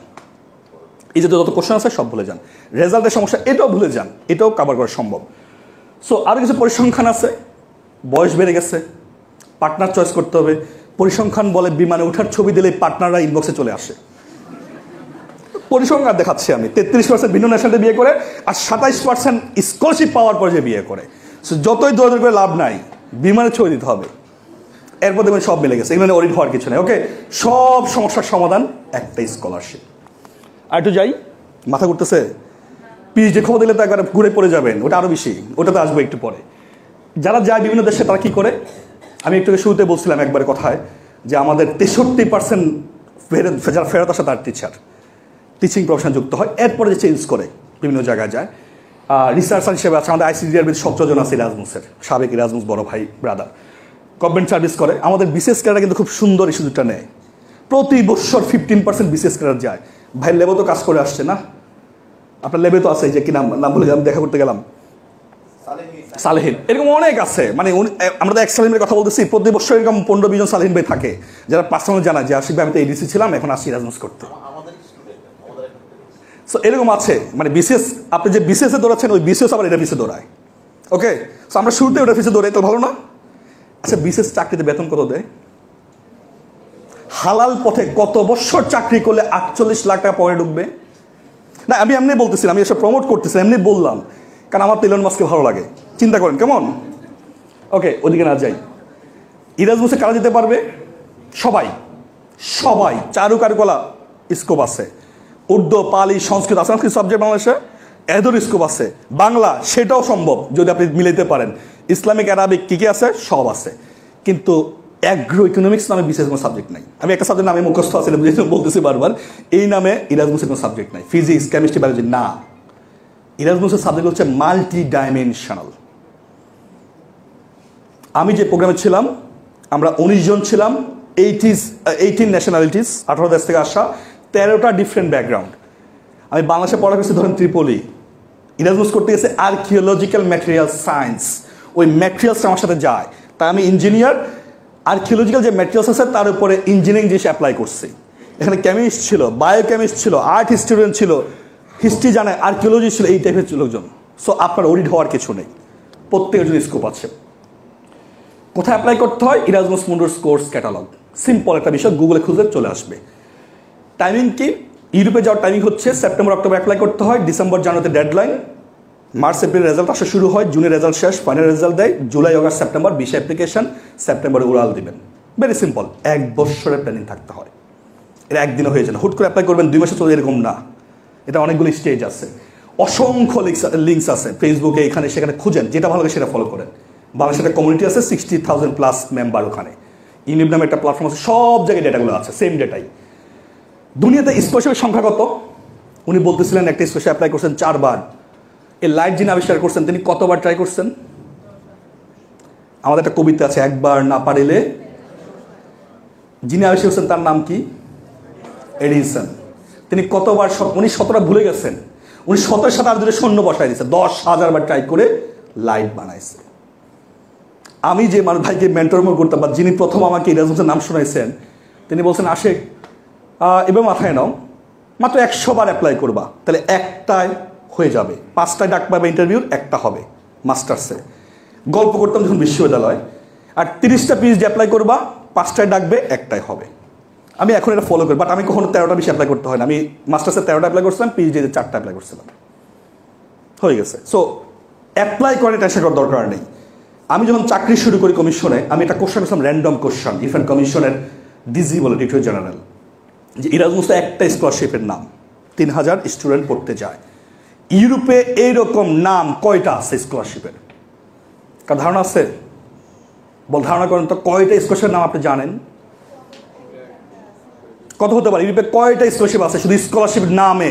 স্কলারশিপ ইরাজমুস মুন্ডাস, ড্যাড, ডিএডি যেটা বলে, অস্ট্রিয়ার আইএসটি, তুরস্কের এটা কি বলে, বুসলারি, এরকম নাম কয়টা নাম আছে ইউরোপে? সুইডিশের এসআই, বিএলআরএস, ব্রাসেলসের, বেলজিয়াম, আমাদের অফিসে আমরা স্টুডেন্ট ছেলে সিলেক্ট করি। এরকম কয়টা নাম আছে ইউরোপে? নাফিক আছে নেদারল্যান্ডসের, এরকম কয়টা আছে বলেন? 10,000-এর উপরে। কেন ইমাজিন? আপনি আমি শুধু সেটার খবর জানি যেটাতে বড় ভাই আপুরা গেছিল। তো এখানে দেখাচ্ছে যে এরকম বড় ভাই আপুরা, আমার সাথে যারা বড় ভাই আপু ছিল তারা কোথায় কোথায় গেছিল তার একটা লিস্ট আমি করছি, বেশি কিছু না। এটা একটু দেখাই। এগুলো হচ্ছে খুব কমন নাম, এগুলো জানেন, Chevening, BLRR, Holland scholarship, Eiffel excellence, Italian government, এগুলো খুব বড় বড়, এগুলো সবাই জানেন। যেটা জানেন না শুধু জার্মানি, আমরা জানি একটা নাম ডিএডি, KAAD নামে আর্ট স্কলারশিপ আছে। এখানে যা দেখছেন সেখানে আমার সার্কেলে যারা ছিল বা ইউনিভে যারা ক্লাস নেয় এরা কোথায় কোথায় স্কলারশিপ পেয়ে গেছে এটা একটা লিস্ট দেওয়া আছে, আর কিচ্ছু না। অর্থাৎ বাংলাদেশের কাছে প্রমাণিত। অন্য দেশে যাই, ফ্রান্স, সুইজারল্যান্ড, নেদারল্যান্ড, ইতালি, ছবি উঠান দরকার নাই, লাগলে এটা আমি বিপ্লবীকে দেবো, এগুলো প্রচুর নেটে অ্যাভেলেবল আছে। আমার এই মানে সব ওপেন, কোনো কিছু লুকোচুরি না, ওকে, সব পাবেন, নেট খুঁজতে পাবেন। Netherlands, Ireland, Hungary, Spain, Belgium, Austria, Greece, আপনি যত দেশের নাম জানেন তত দেশেই কেউ না কেউ গেছে। একটু পিএইচডি নিয়ে 2 মিনিট কথা বলি, আর হয়তো 5-7 মিনিট আমি শেষ করে দেবো, যদি দেরি না হয় স্যারদের। পিএইচডিতে আমি স্যারদেরকে একটু উৎসাহিত করবো যারা এখন পিএইচডি করেন নাই, অথবা আপনারা যারা স্যার হবেন। ইউএন কমিশনের যে ফান্ডেড প্রোগ্রাম, এই 2টা প্রোগ্রামে সারা ওয়ার্ল্ডের সবচেয়ে লেটস কম্পিটিটিভ বলা হয়। আসলে কম্পিটিশন তো বেশি না, একটা প্রোগ্রাম কয়জন অ্যাপ্লাই করে? আমাদের কিছু প্রোগ্রাম আছে 20টা স্কলারশিপ, সেখানে অ্যাপ্লাই করে 250 থেকে 400। আবার কিছু আছে 20টা স্কলারশিপ অ্যাপ্লাই করে 1400, ডিপেন্ড করে স্টুডেন্ট যেটা নাম বেশি শুনছে, আর কিছু না। ওই অ্যাভারেজে দেখা যায় 60%, 70% অ্যাপ্লিকেশন এমনি গার্বেজ। দেখলাম ভালো লাগে না ডাস্টবিন, দেখলাম ভালো লাগে না ডাস্টবিন, এইভাবে চলে যায় 70-80% অ্যাপ্লিকেশন। সো মারি কুরির যে প্রোগ্রাম, এটা হচ্ছে আফটার মাস্টার্স। এটা আগে সরাসরি ইরাজমুস নামে পিএইচডি করতো, এখন মারি কুরি নামে পিএইচডি দেয়। এই প্রোগ্রামে 2টা হচ্ছে পিএইচডি প্রোগ্রাম, একটা হচ্ছে কোফান্ড, অর্থাৎ একটা দেশের অনেকগুলো প্রতিষ্ঠান জড়িত এই প্রোগ্রামে। আপনি এক জায়গায় পিএইচডি করবেন, আরেক জায়গায় রিসার্চ করবেন, আরেক জায়গায় ফান্ডিং নিয়ে হেল্প এটা সেটা করবেন। এটার নাম হচ্ছে কোফান্ড। আর এটা হচ্ছে ITN, ইনিশিয়াল ট্রেনিং নেটওয়ার্ক। এটা ইরাজমুসের মতো, এক দেশে থাকবেন, আরেক দেশে 6 মাসের জন্য যাবেন, আবার আসবেন, আবার আরেক দেশে যাবেন, সেকেন্ডমেন্ট থাকে, মোবিলিটি থাকে। আমি 2টাতে অ্যাপ্লাই করছি, একমাত্র বাংলাদেশি, 2টাতে চান্স পেয়েছি, 2টাতে কাজ করছি, একটা শেষ করছি, এখন পর্যন্ত একমাত্র বাংলাদেশি, আলহামদুলিল্লাহ। প্রথমে ছিলাম ইতালিতে, তারপরে শেষ করছি 4টা দেশ মিলে, ফ্রান্স, স্পেন, পর্তুগাল, মাল্টা, ITN। এর বাইরে একটা আছে রাইস স্টাফ এক্সচেঞ্জ, মারি করে যে ফান্ডিং, আমরা সকালে আপনাদের দিন স্যারের কথা বলতেছিলাম যে এই অপশানগুলো আমাদের সাথে অ্যাভেল করা উচিত। আর হচ্ছে ইন্ডিভিজুয়াল ফেলোশিপ, যেটা পোস্ট ডক। এগুলো মাথার উপর দিয়ে যাচ্ছে, তাই না? মাথার উপর যেন না যায় এর জন্য পরের স্লাইডটা, নিচে অনেকগুলো নাম্বার দেখা যায় না? আপনাদের ডান পাশে যে নাম্বারটা, একেবারে ডান পাশে 3টা number, living allowance, mobility allowance, family allowance, 4350 euro 1 মাসের বেতন।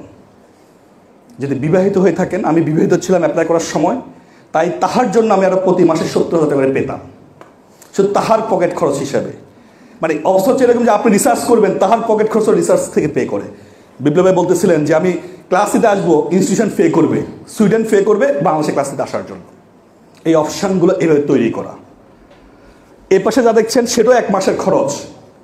আমি যত বিমানের ছবি দেখেন, কোনো বিমান, একমাত্র হজ করতে ওমরা করতে গেছিলাম, এইটা ছাড়া দুনিয়ার কোনো বিমানের খরচ আমি নিজ পড়তে দেই নেই আজ পর্যন্ত। কোথাও না কোথাও কোনো না কোনো ফান্ডিং হতেছে, দেশে আসা আর হজ করতে যাওয়া ছাড়া। সো এ পাশে যা দেখছেন 1800 ইউরো প্রতি মাসে রিসার্চ, নেটওয়ার্কিং, ট্রেনিং কস্ট। সোজা কথা হচ্ছে কনফারেন্স, সেমিনার, এগুলো পার্টিসিপেট করবেন অথবা পাবলিকেশন করবেন। আমাদের দেশ তো আসলে স্বর্গ, 3000 টাকা খরচ করলে পাবলিকেশন করা যায়, যায় না? আর আমার কোনো পেপারের APC 1800 নিচে ছিল না। 1800 মানে 2.5 লক্ষ টাকা পাবলিশ করতে হবে, এটা হচ্ছে মিনিমাম কস্ট আর কি। আর এগুলো যিনি দেখভাল করেন তার জন্য একটা ম্যানেজমেন্ট কস্ট থাকে 1200 ইউরো করে। সো যারা পিএইচডি করতে যায় তারা প্রতি মাসে কত টাকা পায়? ইরাজমুস যাদের তার থেকে 3 গুণ বেশি। ওকে, সব কথা বলতে নেই না, টাকা পয়সার কথা গোপন থাকুক, পিএইচডি করেন তখন দেখবেন। সো কোথায় পাওয়া যায় যারা পিএইচডি করতে চায়? এটা হচ্ছে ওয়েবসাইট ইউরাক্সেস। সিম্পলি ইউরাক্সেস, এই মুহূর্তে গেলে আপনি পিএইচডি করতে চান, মিনিমাম 15টা টপিক্স পাবেন। ওইদিকে না যাই, আমরা একটু জানি যে সকল অ্যাপ্লিকেশন করার ক্রাইটেরিয়া, যেটা আমি শেষ করবো না, একটা কোশ্চেন ছিল, হচ্ছে না কেন? আজকে মাথা রাখবেন, দুনিয়া যা শুনছেন সব বলে যান। ফেসবুকে যা দেখেন এগুলো সব কাপল ব্লগ, কোনো কাপল ব্লগে সত্যি না, এটি অতিমাত্রায় অতিরঞ্জিত বিষয়। জীবনে আপনি দেখবেন যারা কনসালটেন্সি ফার্ম চালায় এই ঢাকা শহরে, চ্যালেঞ্জ করে বলতে পারবো আমি, কারণ আমি ইদানিং একটু ফেস করতেছি এদেরকে, কারণ আমি জীবনে কোনো ফেসবুক লেখালেখি করতাম না, রিসেন্ট লেখালেখি করি, আমার ইনবক্সে শত শত মেসেজ বিভিন্ন কনসালটেন্সি ফার্ম থেকে, পজিটিভ নেগেটিভ হোয়াট এভার। আপনি শুধু এটা মাথায় নেন যে আপনি 10টা কনসালটেন্সি যাবেন, 9টাতে দেখবেন যারা কাউন্সিল হিসেবে বসে আছে জীবনে কোনোদিন উচ্চশিক্ষায় দেশের বাইরে যায় নাই। সো আপনি সোশ্যাল মিডিয়া যা দেখেন 90% ভুয়া। আমি কেন ফেসবুক লেখা শুরু করলাম? আমার ওয়াইফ একদিন আমাকে একটা ভিডিও শেয়ার করলো, ইতালির কোন এক ভদ্রমহিলা কাফল ব্লগ, উচ্চশিক্ষার ব্লগ বানান, সেই ব্লগে বলতেছে ইরাজমাস মুন্ডাস ইতালিয়ান সরকার কর্তৃক প্রদত্ত স্কলারশিপ, যেটা শুধুমাত্র বাংলাদেশের শিক্ষার্থীদেরকে দেওয়া হয়। আমার ওয়াইফ বলতেছে তোমার বাংলাদেশ বন্ধ করে দাও, এই অপমান আর নিয়ে দাও। আমি বাংলাদেশে কারিগরি বসেছিলাম 4 বছর, 2015 থেকে 19 সাল পর্যন্ত। তারপর থেকে লেখা শুরু করছে, যা সত্য সব জানাই দেবো। এবার কনসালটেন্সি ভালো লাগুক আর খারাপ লাগুক, তথ্য থাকবে, মানুষ ইচ্ছে করলে যাবে, নাহলে যাবে না। সো উচ্চশিক্ষায় যেতে হলে বেশি 5টা বিষয় লাগে, মাথা রাখবেন, একেবারে মুখস্থ। এখন তো নিজে কাউন্সিল হয়ে যাবেন। 1 নাম্বার রেজাল্ট, যত ভালো তত ভালো, যত যোগ্যতা আছে সব রেজাল্টে দেখাই দিবেন আপনার। আমরা বাংলাদেশের সিস্টেম আছে ডাবল, মানে কেউ মাদ্রাসায় পড়ে ভার্সিটিও পড়ে, সব দেখাই দিবেন। বিদেশে এটা কখনো ছোটোভাবে দেখে না, কোচিং সেন্টার ক্লাস সিবিতে দেখাই দিবেন। সো মূল কথা হচ্ছে যত রেজাল্ট আছে সব রেজাল্ট দেখাবেন। সেকেন্ড যে বিষয়টা লাগে সেটা হচ্ছে কারিকুলাম বিটা, সিবি, বিডি জবসের সিবি, যেখানে লেখেন কেরিয়ার অবজেক্টিভ।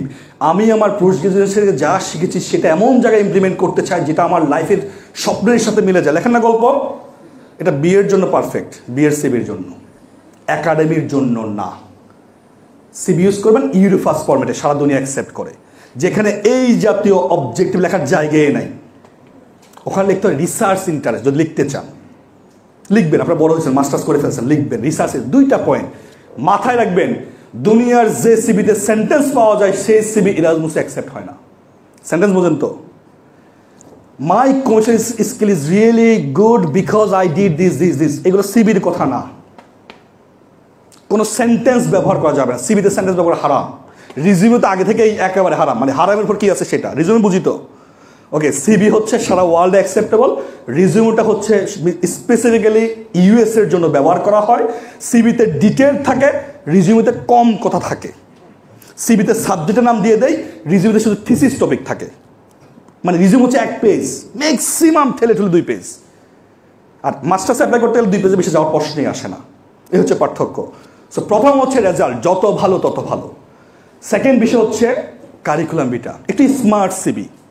আপনি রিসার্চ পারেন নাই, কিন্তু সিবিতে লিখছেন কয়টা কনফারেন্স অংশগ্রহণ করছেন, ভুল করে ইউনিভার্সিটির একটা কনফারেন্সে অ্যাবস্ট্রাক্ট পাবলিশ করে ফেলছেন, হতে পারে না? ভুল করে বোঝেন তো, ইচ্ছে নাই কিন্তু এরপরে ট্রাই করলাম, হয় কিনা দেখি যে অ্যাকসেপ্ট করে ফেলছে, সিবিতে লিখে দিলেন। আজকে ক্লাস হয়েছে এই যে বায়োইনফরমেটিক্স নিয়ে, লিখে ফেললেন। আপনি অ্যাটেন্ড করছেন কোথায়? লার্ন বায়োইনফরমেটিক্স সেমিনার, এত তারিখ এই ডিপার্টমেন্ট অর্গানাইজ করছে, এখানে লেখেন। নিজেকে আপনি কেউ দেখেন, আমরা কিন্তু দেখি না। তারপর সিবি একটা মিররের মতো থাকে আমাদের সামনে, আপনি কি করেন। আবার এটাও দেখি কি করবেন না। আমরা বাংলাদেশে একটা 1 লাইন বেশি বুঝি, তাই মোবাইল নাম্বার একটা জায়গায় 2টা দেয় সিবিতে। কি সুন্দর করে 2টা মোবাইল নাম্বার। আমার সুপারভাইজার বলে এটা বাংলাদেশ সরকার অ্যাকসেপ্ট করে কিভাবে যে একজন মানুষের 2টা নাম্বার থাকে। আমার মনে আছে আমার এক মেন্টর, এখন বিএন ইউনিভার্সিটির প্রফেসর, খুব নাম করা রিসার্চার, ওনাকে আমি সিবি পাঠিয়েছিলাম মারিগুড়ি অ্যাপ্লাই করার আগে। উনি 5 মিনিটের মাঝে কল দিল, হ্যাঁ আসি খোটা রেডুই ভাইয়া, এই করছি। এই তোমার সিবিতে প্রথমে যে 1.5 পেজ আধা পেজ লিখছো, এই যে আমার সময়টা নষ্ট করলাম 10 মিনিট, এই সময় আমাকে ফেরত দেবে কে? তুমি একটা গার্বেজ লিখে রাখো কেন সিবিতে? ঠিক আছে বলছে, একবার গার্বেজ লিখে রাখো কেন সিবিতে? আমি একটু শকড হলাম। 1 সপ্তাহ ধরে কাজ করে সিবি পাঠালাম ভাইয়ের কাছে দেখার জন্য, মারিগুড়ি অ্যাপ্লাই করবো। আমার সিবিতে আমি অ্যাড্রেস লিখেছিলাম ভিলেজ উত্তর দৌলতপুর হদগড়া, পোস্ট অফিস বাগমারা, উপজেলা লালমাই, জেলা কুমিল্লা, এরপর বাংলাদেশ। আমরা লিখে এরকম। আর মাত্র একটা ওয়েবসাইট দিয়েছিলাম, আমার একটা পার্সোনাল ওয়েবসাইট আছে, কি চালাক আমরা না। লিঙ্ক ক্লিক করবে, ওখানে দেখবে আমার ওয়েবসাইট সুন্দর একটা ছবি নাচতেছে। উনি বলতেছে তুমি এটা কি পড়া করতে আসছো? So be careful. সিবি আমরা যারা লিখি, be careful, to the point. Link দিতে চান, লিঙ্কডিন প্রোফাইল দেন, যদি ওখানে ডেটা থাকে। দরকার নাই রিসার্চ গেট আইডি দেন, রিসার্চ করেন যেহেতু, রিসার্চ গেট আইডি দেন। একটা পারমিশন দেন, দেওয়া উচিত। একটা পারমিশন হলে গুগল সাজেশন যদি পারমিশন একটা দেওয়া উচিত, দেন। ছোটো মানুষ দিতে পারেন, কিন্তু ওইটা দিবেন। 2টা মোবাইল নাম্বার না, এগুলো হারাম। আর সিবিতে একটা বেশি হারাম আছে কি, একটার বেশি ফন্ট ব্যবহার করবেন না, 2টার বেশি কালার ব্যবহার করবেন না, লাইন স্পেসিং যেন ঠিক থাকে। ফন্ট সাইজ 9.5 থেকে 11, যদি লেখা না থাকে তাহলে 12 করেন, কোনো সমস্যা নেই। এটা মাথায় রাখি। থার্ড যে বিষয় সবচেয়ে গুরুত্বপূর্ণ, মোটিভেশন লেটার। 550 থেকে 1250 ওয়ার্ড, 1 থেকে 1.5 পেজ। কি লিখবেন? 4টা প্যারাগ্রাফ। প্রথম প্যারা আপনি কে, নাম বললেন, রেজাল্ট বললেন, থিসিস টাইটেল বললেন যে থাকে thesis. Second paragraph academic background, third প্যারাগ্রাফে why you are applying for this specific programme, for this specific course, this university. সুন্দর করে লিখলেন। ফোর্থ প্যারাগ্রাফে বললেন আমি খুবই যোগ্য, আমাকে তুমি তোমার প্রায়োরিটি লিস্টে ফার্স্ট রাখবা, এটা আমি এক্সপেক্ট করি, দ্যাটস ইট। 4 নাম্বার লাগে 2টা রিকমেন্ডেশন লেটার, যেখানে আসলে আমরা আর পারি না, ভাইয়া কয়টা নেব, কতবার স্যারের কাছে যাব, স্যার যদি না দেয় এটাকে লেকচার হলে ভালো না প্রফেসর হলে ভালো, স্যার এখানে আসছেন। বাট একটা বিষয় আজকে মাথায় রাখবেন, sir please don't take it otherwise, স্যারদের সাথে সম্পর্ক উন্নয়ন করেন। এটা আরেক যন্ত্রণা, স্যারদের সাথে সম্পর্ক করে একটা উপায়, কি উপায়, পড়া করতে হবে নাকি না, মাঝে মাঝে স্যারদের বিবাহবার্ষিকীতে একটা মেসেজ পাঠাইলেন, 2 দিন আগে পাঠায় বললেন, লিখে দিলেন স্যার শুভ বিবাহবার্ষিকী, নিচে লিখলেন এক্সপ্লানেশন, স্যার 2 দিন পর আপনার বিবাহবার্ষিকী, আপনি যেন আমার নামটা মনে রাখেন তাই 2 দিন আগে পাঠাই দিচ্ছি। This is call emotional attachment. তৈরি করেন, যত করবেন তত কাজে আসবে। অর্থাৎ পিচ্ছি দিয়ে স্যার রাস্তা হাঁটতেছেন, চকলেট দিয়ে পকেট দিলেন, হ্যাঁ তোমার জন্য নিয়ে আসছি, আমরা করতাম, কারণ আমাদের স্যার আরও বয়স্ক স্যার ছিলেন তো। মানে এটা করবেন, কেন করবেন, স্যারদের হেল্প লাগবে, তারা রিকমেন্ডেশন লেটার যেটা লিখে দিবে এটা খুব সিরিয়াসলি কনসিডার করা হয়। স্যারা কি লেখে, নর্মাল স্যারা যেটা লেখে যে টিম ওয়ার্ক করতে জানে, ডেডলাইন ফলো করে কাজ করে, খুবই নিয়মবর্তী, আমার এই কোর্সে A+ পেয়েছে, খুবই মেধাবী, এগুলোই তো লেখে। পার্থক্য হচ্ছে প্রফেসর যারা তারা লেখে 4 লাইন, আর আমাদের জুনিয়র স্যার যারা আছেন তারা বলে যে তুমি লেখে নিয়ে এসে আমি সাইন করে দিই, বলেন অনেক সময়। তো আপনি লিখতে বলে আপনি তো মনের মাধুরী দিয়ে উপন্যাস লিখে ফেলেন 17-18 লাইন, এটা করা যাবে না। যেটাই করি শর্ট, যাই করি প্রিসাইজ। ওকে, সো 2টা রিকমেন্ডেশন লেটার ম্যান্ডেটরি মাস্টার্সের জন্য, পিএইচডির জন্য 3টা। সো মিনিমাম 3 জন অথবা 4 জনের সাথে সম্পর্ক বিল্ড আপ করেন, সবার দরকার নেই, আপনি যার সাথে রিসার্চ করছেন তার সাথে সম্পর্ক বিল্ড আপ শুরু করেন, কারণ এটা লাগবে আপনার। ফাইনালি যেটা সবার পরে বা সবচেয়ে গুরুত্বপূর্ণ, যেটা আমরা সবচেয়ে বেশি ওই কেউ একজন মাথায় ঢুকেছে তাই ভয় পাই, ল্যাঙ্গুয়েজ প্রফিসিয়েন্সি টেস্ট, আইএলটিএস দিয়ে ফেলতে হবে যার দেন নাই। এখন থেকে 1 মাসের প্রিপারেশন, ডেডলাইন রেজিস্ট্রেশন সেট করে ফেলেন, 28,000 টাকা লাগে, দিয়ে ফেলেন। হয় নাই আবার দেন, হয় নাই আবার দেন। আমাদের এক ভাই আছে, বিবাহ চেনেন, ইমরুল নামে, শুধু আইএলটিএসের রেজাল্ট 6-এর উপর উঠতেছে না দেখে 5 বার আইএলটিএস পরীক্ষা দিয়েছে, এখন জার্মানিতে আছে, এর আগে ডেনমার্কে পড়া করতে গেছে, তার আগে ছিল ফিলিপিন্সে। তো একটা মাত্র ব্যারিয়ার শেষ করেন। এই 5টা বিষয় যদি আপনার হাতে থাকে, আমি কি বলছি রেজাল্ট হতে হবে 4, এই একবারে বলছি 4 হতে হবে রেজাল্ট, একবারে বলছি যে 3টা পাবলিশন থাকতে হবে, কথা বলেন, বলছি একবারও না, আমি বলছি রেজাল্ট থাকলে পড়বে, রেজাল্ট কম আইএলটিএস বাড়বে, বলছি বেসিক্যালি আপনার একটা আইএলটিএসের রেজাল্ট আর আপনি একজন লেটস সে ট্রু একাডেমিশিয়ান হতে চান, এটা যদি প্রমাণ করতে পারেন ইউ উইল গেট ইরাজমাস মুন্ডাস। আর বাকিগুলো তো এমনি আসবে, কারণ ইরাজমাস সবচেয়ে টাফ বলা হয়, তাই না? সো বাকিগুলো এমনি হয়ে যাবে। ভাই বলতেছেন যে ইরাজমাস অনেক টাফ, আমি এটাকে মনে করি যে আপনার মাথায় যেগুলো ঢুকাই দিয়েছে লোকজন এটাকে টাফ করে রাখছে, সব ভুলে যান। Literally you should just give a try and that's enough for Erasmus Mundus. অন্যান্য যে স্কলারশিপগুলোর নাম দেখালাম, পার্থক্য হচ্ছে ইরাজমাস একটু বেশি টাকা দেয়, দাদে দেয় 1200 মতো, একটু কম টাকা দেয়। ইরাজমাস একটা প্রোগ্রামে 2টা ইউনিভার্সিটি যাওয়ার সুযোগ দেয়, অন্য প্রোগ্রামগুলো একই ইউনিভার্সিটি থাকে, এই টাইপের পার্থক্য, এর বেলা কোনো পার্থক্য নাই। কারণ ইউরোপিয়ান ইউনিভার্সিটির একাডেমিক যে কোয়ালিটি, এগুলো কী বলা যায়, এগুলোকে পজিটিভ রাখার জন্য, ঠিক রাখার জন্য আলাদা বোর্ড আছে, আপনার আমার ওরিট হওয়ার দরকার নাই।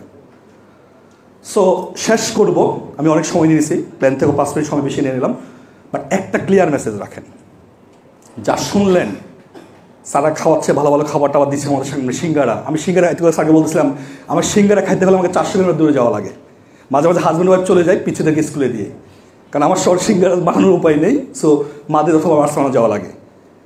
এগুলো এক সময় এই যে যা করছি, যা শুনছেন, প্রত্যেকটা যেন এক্সাম্পল হয়, আপনি যেন সেই এক্সাম্পল বলতে পারেন, we need you, Bangladesh too needs you. আমাদের আপনার সব যদি ডক্টরেট হয়ে যান, কোনো সমস্যা আছে আমাদের? কোনো সমস্যা হবে? চাকরির অভাব হবে? আপনি কেউ বলছে আসে চাকরি করতে, কতজনকে ডাকতেছে লোকজন আসতেছেন চাকরি করার জন্য, আরও বেটার অপশন সবাই জন্য পড়ে আছে। But Bangladesh needs you, your expertise, your skills. একটু চিন্তা করেন তো আপনি কোন বিষয়ে ভালো। একটা কোশ্চেন করি, হাত তুলবেন, ফিল ফ্রি, অনেস্ট অপিনিয়ন, ওকে, স্যারও দিয়ে তাকাবেন, আবার আপনি হাত তুলবেন। কোশ্চেন করবো, এখানে টাইপিং করতে পারেন, মিনিটে 40টা লিখতে পারেন ওয়ার্ড, হাত তোলেন। একজন তো পাওয়া উচিত না?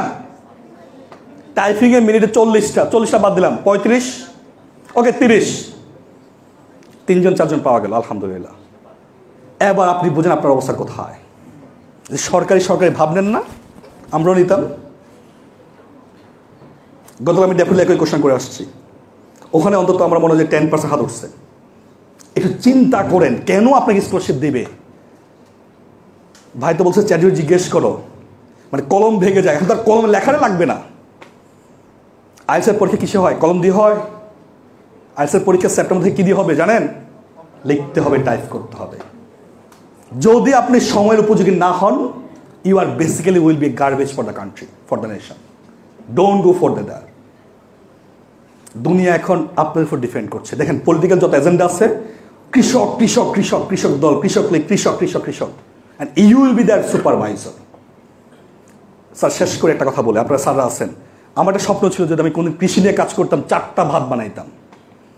আমার মায়েরা বলতো, পাশের বাসায় মহিলারা আসে, 4টা ভাত খেয়ে যান। যদি আফেল কুল দেখলাম, আমার মাথায় ঘোরা শুরু করলো, আফেল ভাত হয় না কেন? 4টা ভাত দিবে টেবিলে, চামচ দিয়ে কেটে কেটে খাবো। চিন্তা করেন, এগুলোই তো অপশন না, রিসার্চ করতে এটাই অপশন নাকি? বাট ওই জায়গায় যেতে হলে, বিপ্লব ইউনিভার্সিটি যেতে হলে, you have to have a way.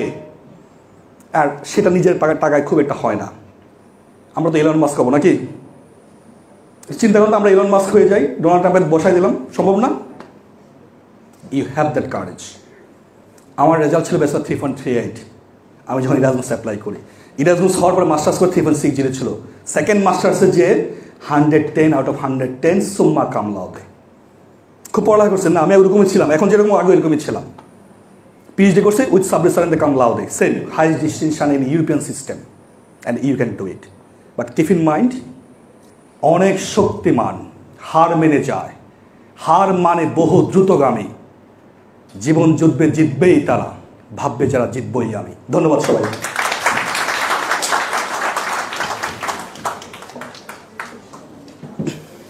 Sorry sir, 10 minute সময়। আমার মনে হয় সবাই, আমি মন্ত্র শুনছিলাম আর অন্য